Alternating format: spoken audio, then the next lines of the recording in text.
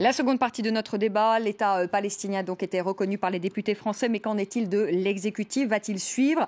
Vous savez que les parlements britanniques et espagnols ont voté pour, mais les gouvernements n'ont pas suivi. Mounir Anastas, tout d'abord une réaction, vous vouliez réagir tout à l'heure, justement reconnaître aujourd'hui l'État palestinien. Est-ce que c'est pas également reconnaître le Hamas? C'est ce que disait notamment Philippe Vigier et beaucoup absent de la résolution. Absent de cette résolution. Le Hamas qui est considéré par l'Union européenne comme une organisation terroriste. Absolument. Et avec laquelle vous collaborez. Malheureusement, ce prétexte a été utilisé aussi lors du débat parlementaire par les opposés à cette résolution.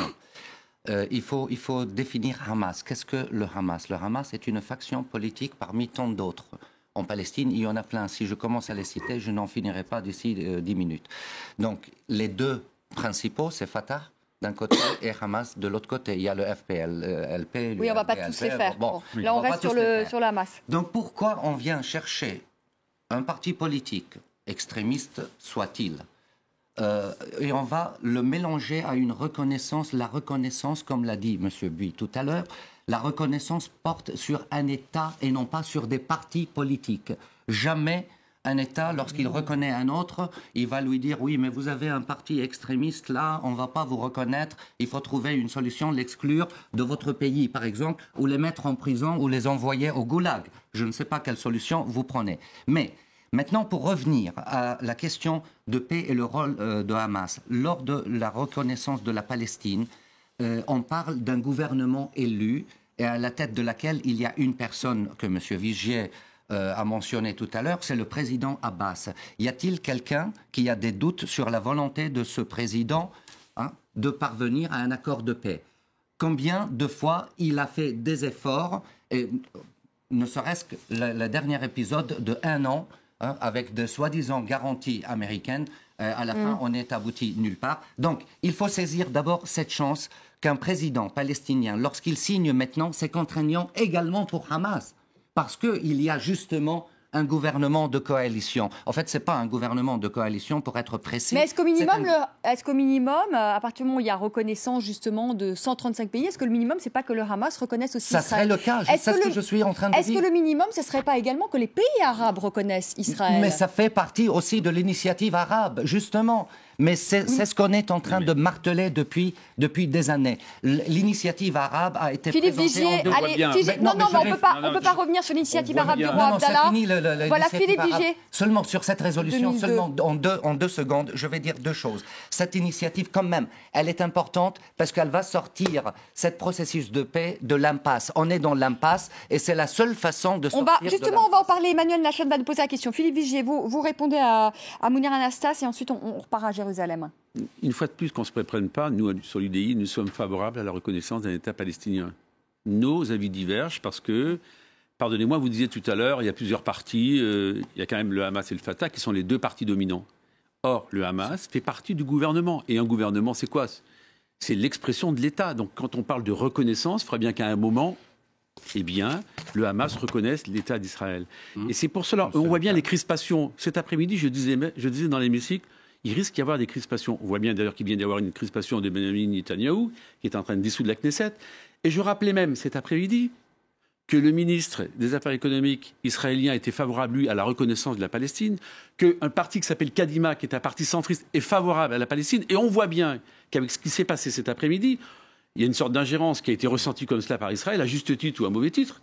Mais en tout cas, c'est en train de provoquer une radicalisation. Et on va donc tourner le dos à la paix. Et j'insiste quand même, je veux insister encore un mot. Ce gouvernement français, c'est à lui à prendre ses responsabilités. On ne peut pas tolérer ce planning de 2 ans. C'est inacceptable. Dire à un peuple, on va attendre 2 ans, comme ça a été dit tout à l'heure, est-ce que les Palestiniens vont vouloir venir à la table? Est-ce que les Israéliens vont venir à la table de négociation? J'ai peur que non. Et alors à ce moment-là, on constatera les dégâts tous ensemble. Emmanuel Lachon, je voudrais que vous réagissiez à ce que vient de dire Philippe Vigier. Justement, tous ces pays là aujourd'hui qui sont de plus en plus nombreux et qui reconnaissent l'État palestinien, est-ce que ça crée justement une crispation aussi en Israël? Est-ce qu'on peut faire un lien avec la crise politique aujourd'hui que vous traversez? On rappelle rappelle quand même que le Premier ministre Benyamin Netanyahou a congédié 2 ministres centristes, dont celle de Kadima, Tzipi Livni, qu'on connaît bien, ministre de la Justice, qui s'oppose justement notamment à la construction de nouveaux logements à Jérusalem-Est. Est-ce qu'on en est arrivé là aussi en Israël? Parce qu'il y a une vraie ligne de fracture entre les durs, dont fait partie Benyamin Netanyahou, et les centristes. Bon, je voulais d'abord, avec votre permission, quand même répondre à ce qu'a dit mon collègue palestinien sur le Hamas, en le décrivant comme un parti inoffensif qui fait partie de la coalition, qui est juste un parti parmi d'autres. Je crois que décrire le Hamas comme un parti inoffensif, c'est plus ou moins comme décrire Dracula comme un monsieur sympathique avec des petites habitudes particulières. C'est une organisation terroriste dangereuse qui est responsable de la mort de milliers de personnes. Il faut dire aussi que le Hamas est tout aussi dangereux pour la société palestinienne que ce qu'il est pour la société israélienne.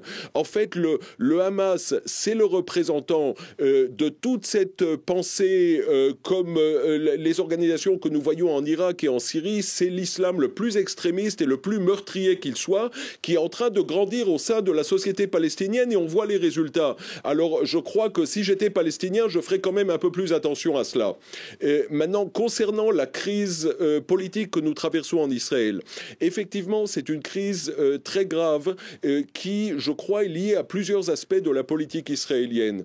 Nous avons un gouvernement de coalition avec énormément de partis, avec des intérêts politiques différents, notamment dans le domaine de la politique étrangère, mais pas seulement, aussi dans tout ce qui est politique sociale et économique. Et là, nous sommes arrivés véritablement à un moment de crise. Les élections auront lieu probablement dans quelques mois, ce qui ne signifie pas d'ailleurs que les grands problèmes stratégiques auxquels nous faisons face dans la région, pour l'instant, perdront leur importance. Le contexte israélo-palestinien et le contexte régional continueront à être importants malgré cette campagne électorale qui arrive bientôt. Dans ce contexte-là, il faut aussi ajouter que ce que nous entendons de la part des parlements européen et notamment du Parlement français n'est pas particulièrement utile, parce que si les parlements européens pousse en fait vers une stratégie unilatérale des Palestiniens, s'ils n'encouragent pas les Palestiniens à revenir à la table des négociations, ça crée chez nous le sentiment en fait que nous n'avons pas de partenaire. C'est un sentiment qui malheureusement a été renforcé aussi ces dernières semaines lorsque nous avons entendu M. Abbas, le président de l'autorité palestinienne, inciter à la violence contre Israël, inciter à la violence contre les Juifs, parce qu'il y a aussi un aspect judéo-musulman qui est fortement encouragé par l'autorité palestinienne, écrire des lettres de condoléances à des familles d'assassins. Alors tout cela, malheureusement, n'encourage pas à la paix. Oui, Emmanuel Lachon, quand même, Mahmoud Abbas, le président de l'autorité palestinienne, a dénoncé d'abord tous les attentats qui ont visé des Israéliens. Il faut quand même le rappeler, et il a appelé au calme. Oui, justement, on voit justement, il va y avoir ces élections anticipées en Israël. Et ce que disent les experts, les sondeurs, ils disent qu'il n'est pas improbable qu'il y ait encore un gouvernement plus à droite avec des ultranationalistes demain. Est-ce qu'on peut imaginer justement de nouvelles négociations, comme le croit en tout cas le chef de la diplomatie française, Laurent Fabius, si demain arrivent en Israël des gens encore plus à droite que ceux qu'on voit aujourd'hui? D'abord, une précision, ce n'est pas le vote de la résolution française qui a fait que Netanyahou décide la dissolution. Non, je voudrais que ce soit bien clair. Et la question... La monte en puissance depuis quelques jours. La question centrale qui a fait que le parti, qui est le parti frère de l'UDI Kadima, a quitté la coalition, c'est sur la réflexion sur l'état et la nature religieuse de l'État juif. C'est ça qui fait que la coalition se dissout. Le sujet, c'est qu'effectivement, on doit négocier avec les gens qui sont élus démocratiquement en Israël. Mais si nous sommes engagés à reconnaître l'État de Palestine, c'est parce que nous avons aussi un camp de la paix en Israël qui tire la sonnette d'alarme. Quand vous avez Eli Barnavi, vous avez Avraham Berg, ancien président de la Knesset, quand vous avez Zev Sternel, qui est l'un des spécialistes reconnus mondialement sur le fascisme, quand vous avez 105 généraux à la retraite ou de réserve, qui disent pas d'autre solution pour la paix que la négociation et la reconnaissance. Quand vous avez Shimon Peres, qui prend la plume et qui dit il faut pas d'autres moyens. Quand vous avez tout cela, et là vous avez raison, et je le disais tout à l'heure, peuple palestinien et peuple israélien, il y a des voix qui s'élèvent et des voix qui montent car ils n'en peuvent plus. Et moi, le reproche que je vous fais, simplement, je ne suis pas du tout persuadé, je ne le pense pas, certains au sein de l'UDI ont voté pour cette résolution le pensent, mais nous ne le pensons pas majoritairement, que ce soit le bon chemin que l'on est emprunté. C'est simplement cela où il y a un vrai sujet. D'ailleurs, le gouvernement... Eh bien, je vous le dis, le bon chemin, il passe par une initiative européenne très forte de l'ensemble des chefs d'État et de gouvernement. Ensuite, les parlements qui auront accompagné, évidemment, ce mouvement, c'était déjà fort. Dire aux Américains de venir à la table, naturellement. Dire aux pays arabes, parce qu'on ne peut rien faire sans les pays arabes. Et à partir de là, faire aussi en sorte que le Hamas, comme vous le dites, parce que dans sa charte, je crois que c'est l'article 11 de la charte, pour l'avoir lu cet après-midi, qui ne reconnaît pas Israël. Bref, créer les conditions de dialogue. Et à partir de là, les uns et les autres, on se retrouvait sur cette œuvre formidable que de faire en sorte qu'on retrouve la paix. Oui. Et c'est le vrai sujet. Et d'ailleurs, le gouvernement est très gêné. Le gouvernement français est très gêné. Pas un mot du Premier ministre, pas un mot du Président de la République, rien. Si, François Hollande a dit il y a quelques semaines, il faudra reconnaître l'État palestinien. Mais entendez encore la voix des présidents de la République. Mais en France, le président de la République, c'est le patron de la diplomatie. Qu'ont fait le général de Gaulle, qu'a fait Georges Pompidou, qu'a fait François Mitterrand. À chaque fois qu'il fallait porter une parole diplomatique forte, c'est eux qui l'ont portée. Et là, on passe par le Parlement, ou du moins une petite partie du Parlement. Mounir Anassas, justement, est-ce que vous pensez que si on se remet à la table des négociations, c'est ce que souhaitent en tout cas les Français, avec peut-être une grande conférence à Paris, Philippe Vigier en parlait à l'instant, mais est-ce que le contexte est vraiment bon en ce moment? On va donc vers des élections anticipées en Israël, avec peut-être, parce qu'il faut rester extrêmement prudent, ce qu'Avi Pazner nous disait tout à l'heure sur notre antenne, avec peut-être encore un gouvernement plus à droite. Et puis Philippe Vigier, vous parliez d'un acteur qui est incontournable, ce sont les États-Unis, et Barack Obama, à partir du mois de janvier, n'a plus la main sur le Congrès américain, absolument, qui sera à majorité républicaine. Et le Congrès américain, les républicains, soutiennent de manière indéfectible les Israéliens. Donc le contexte n'est pas très favorable quand même. Non, alors le contexte n'est pas très favorable, ça n'a jamais été favorable. Seulement, je dois parler maintenant du contexte régional. Et vous savez que le mal, l'origine du mal dans la région vient du problème israélo-palestinien. Ça, tout le monde le sait. Et puis la résolution de ce problème passe aussi, de problème de la région, passe par la résolution du problème palestinien. Ça, c'est la première chose. Maintenant, concernant la démission du gouvernement israélien, ça, c'est une stratégie très connue, surtout chez Benjamin Netanyahou. Lorsqu'il se trouve un peu coincé, pour gagner du temps, il n'a pas d'autre moyen que jouer ce jeu. On est en période d'élection et on n'a pas le temps. Là, on ne peut pas parler. Il n'y a pas de gouvernement. On ne peut pas décider. C'est un gouvernement de je ne sais comment. Et puis, on ne peut pas parler, on ne peut pas décider de quoi? On ne peut pas aller négocier. On ne peut pas prendre des décisions stratégiques et aller faire des pourparlers de paix. Donc, en tout cas, ça lui laisse quand même pas, ça lui laisse pas 10 ans, ça lui laisse quand même 3 mois. Allez. Ça lui laisse 3 mois, puisque les élections auront lieu fin mars. 3 mois par rapport aux 2 ans. 3 mois, voilà. Aux 2 ans que Laurent Fabius veut se donner, vous voyez, donc on a encore. Non, mais attendez, ça fait partie.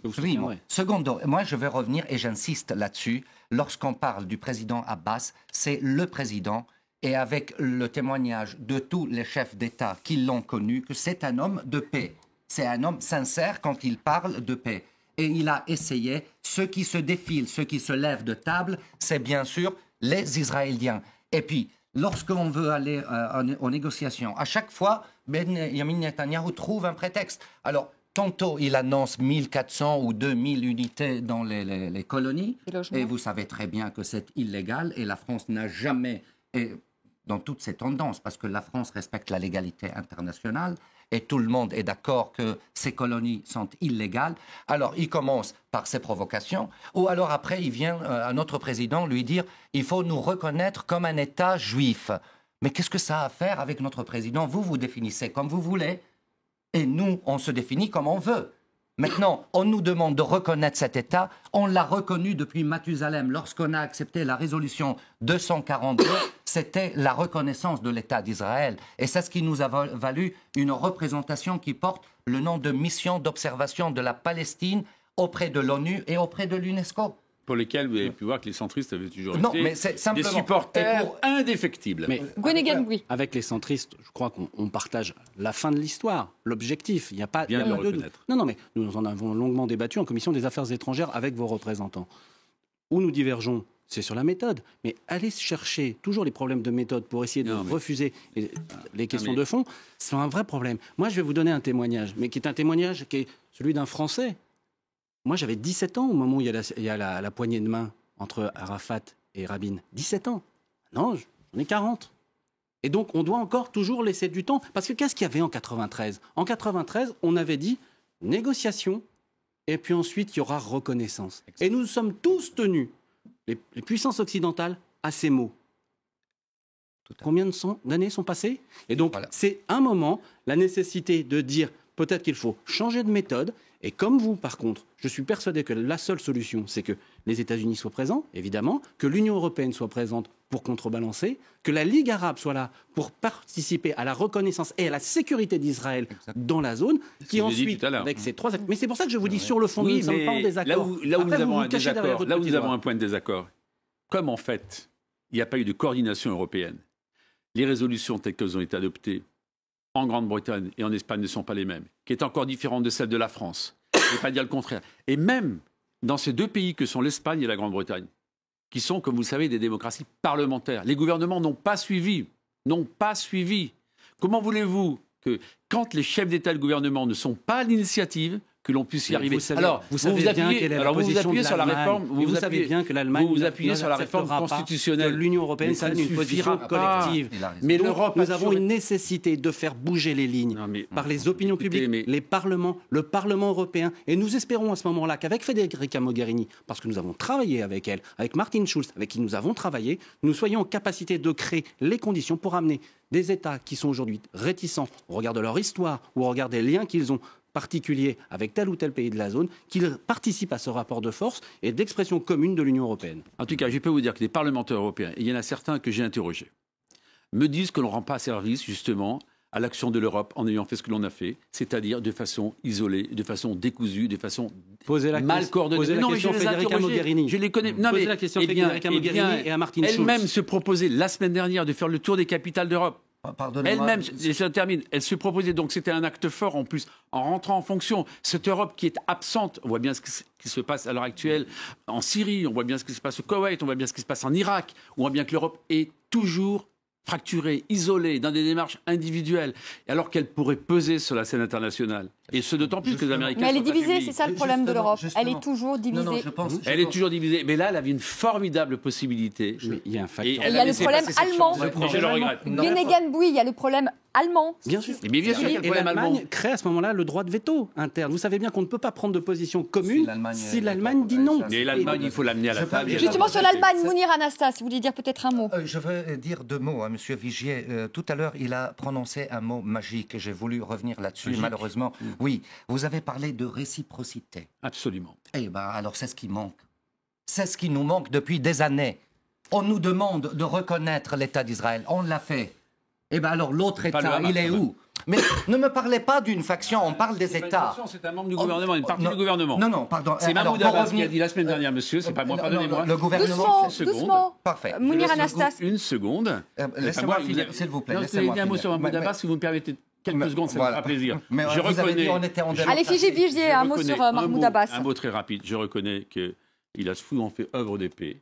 Et c'est d'ailleurs lui-même, et donc ça n'a plus de poids que quand c'est lui qui l'exprime, qu'a rappelé à l'ordre le Hamas il y a quelques jours. Voilà, vous voyez, je voulais reconnaître aussi voilà. Mais simplement, il est dans une coalition gouvernementale dans laquelle il est coincé, et il le sait très bien.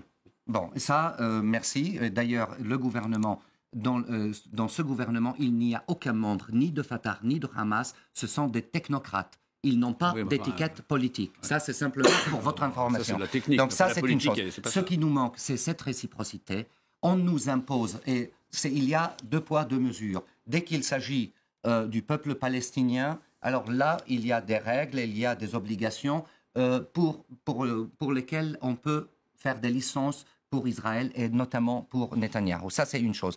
Deuxième chose, je ne suis pas du tout d'accord avec vous que l'action du Parlement français, ça mine l'Union européenne. Non, je vais vous dire pourquoi. Parce que la France, ce faisant, est en train de redevenir un acteur majeur dans la région et sur la scène internationale. Malheureusement, la France était absente pendant très longtemps et c'est nouveau. Maintenant, c'est une volonté. Et lorsque M. Fabius a prononcé son discours, c'était très clair. Il a parlé de la conférence internationale en France. Ça, c'est le rôle de la France en mettant l'Europe, comme vous avez dit, et tous les partenaires. Donc la France a une volonté de requinquer son rôle comme acteur majeur sur la scène internationale. Pardonnez-moi, mais le vrai rôle à jouer, c'est peut-être pas l'organisation de conférences internationales, c'est quand même l'influence. Est-ce qu'on peut peser dans un dossier? Après, tout le monde peut organiser des conférences. Emmanuel Nachon, le mot de la fin pour vous, parce qu'on vous a pas beaucoup entendu sur la fin de ce débat. Un mot, les négociations de paix. Est-ce que vous pensez que Benyamin Netanyahou est prêt à retourner à la table des négociations? C'est pas du tout sa question pour le moment, plus préoccupé par les problèmes intérieurs et la crise politique que traverse le pays aujourd'hui. Ouais, alors je voulais dire deux mots, un mot sur la France et un mot sur Israël. Tout d'abord, la France est un grand pays et la France est un grand ami d'Israël. Et il faut dire en toute honnêteté que même parmi les parlementaires qui ont voté pour cette motion que nous trouvons absolument inutile et décevante, il y a aussi beaucoup d'amis d'Israël. Donc je crois qu'il y a beaucoup de travail à faire et la France peut certainement jouer un rôle très utile. Maintenant, en Israël même, effectivement, nous commençons une campagne électorale. C'est un moment qui est difficile. C'est un moment d'ailleurs qui n'a pas été souhaité par la plupart des acteurs politiques. Je dirais qu'il y a une espèce d'élément de tragédie grecque dans toute cette histoire. Mais il est bien évident que pour tous les acteurs politiques israéliens et certainement pour M. Netanyahou, les réalités locales et régionales ne disparaissent pas. Donc de toute manière, cette question d'un dialogue éventuel entre Israéliens et les Palestiniens continue à demeurer très importante. Pour nous, c'est une priorité essentielle. Il ne faut pas oublier que nous autres Israéliens et Palestiniens, nous vivons ici, nous souhaitons la paix. Pour nous, la guerre et la violence et la tension, c'est un désastre. C'est un désastre pour les Israéliens et pour les Palestiniens. Et je dois vous dire que moi, je sens dans mon cœur la même sympathie aussi envers les Palestiniens. Merci. Et la souffrance et la difficulté des Palestiniens. Merci beaucoup Emmanuel Nachon d'avoir été avec nous en direct de Jérusalem. Merci à tous les trois également d'avoir participé à ce débat. Karim Yayaoui, un œil sur les médias, tout ce qui a fait le buzz sur les réseaux sociaux.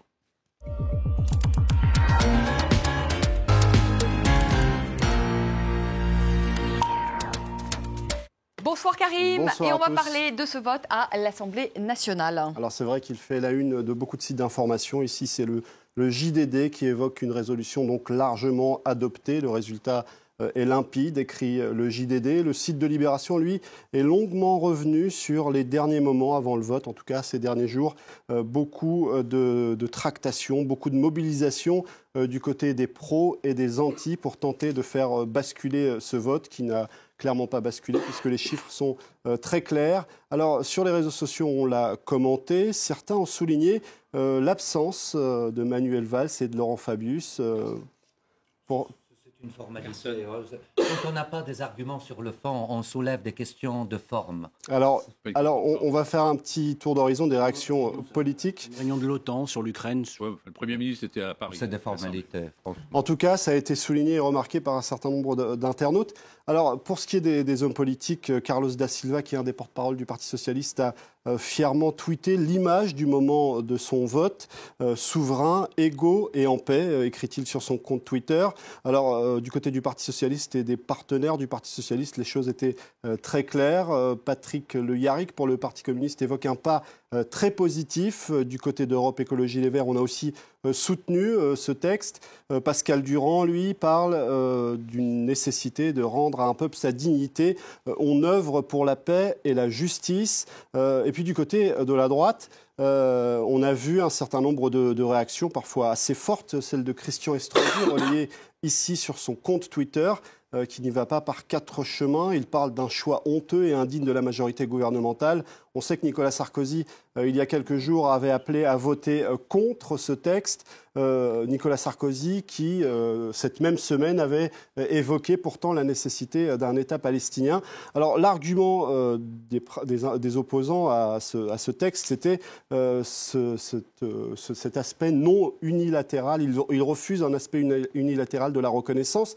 Certains twittos ont ressorti des archives pour rappeler que finalement ce n'est pas une reconnaissance unilatérale, en tout cas pas vraiment, puisque si on regarde en 1993, le monde diplomatique partageait ou publiait ce texte qui était une lettre de reconnaissance mutuelle échangée entre M. Arafat et M. Rabin, tous deux reconnaissant donc d'un côté l'OLP comme représentant du peuple palestinien et du côté de Yasser Arafat à l'époque reconnaissant le droit d'Israël à vivre en paix. Alors on a le sentiment aujourd'hui d'être revenu en arrière puisqu'on est en train de se battre sur des idées d'unilatéralité alors que finalement la reconnaissance a déjà eu lieu depuis longtemps. En tout cas, certains le rappelaient aujourd'hui. Alors, du côté des médias européens, on aurait pu couvrir l'événement de façon un petit peu plus importante. On s'aperçoit que ce n'est pas forcément le cas.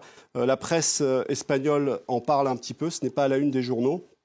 Avec cette photo d'un Palestinien qui remercie la France. On sait que l'Espagne a fait la même chose il y a quelques jours. Du côté de la presse suédoise, on n'en parle pas du tout parce que c'est la crise politique qui couve du côté de la Suède.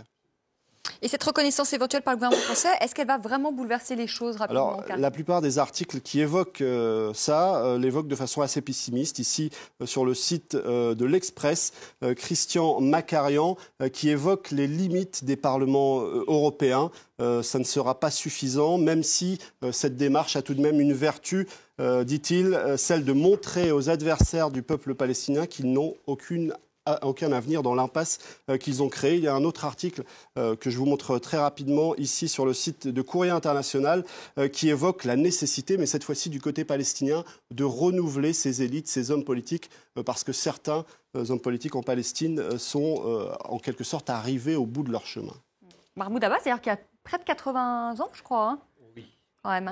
Merci beaucoup. Merci encore à tous les trois d'avoir participé à ce débat. Merci à Emmanuel Nashon qui était avec nous en direct de Jérusalem. Merci beaucoup, Karim. Très belle soirée. Tout de suite, le journal.